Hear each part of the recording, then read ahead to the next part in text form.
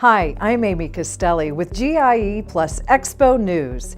Each year, the green industry and Equipment Expo and Hardscape North America continue to grow and expand, drawing record numbers of dealers, distributors, and lawn and landscape professionals to see new products and visit with over 900 exhibitors at Louisville's Kentucky Exposition Center.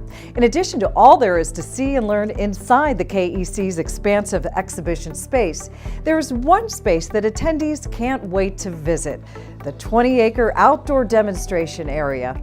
Here's Sarah to tell us more. Look at this, over 19 acres of the latest equipment, products, tools, and materials here in the GIE+EXPO outdoor demonstration area. This is right where thousands of attendees can get up close and personal with all of this new equipment and where you can try before you buy. The show's pretty amazing. I mean, the indoor exhibit is humongous. I mean, it's pretty overwhelming.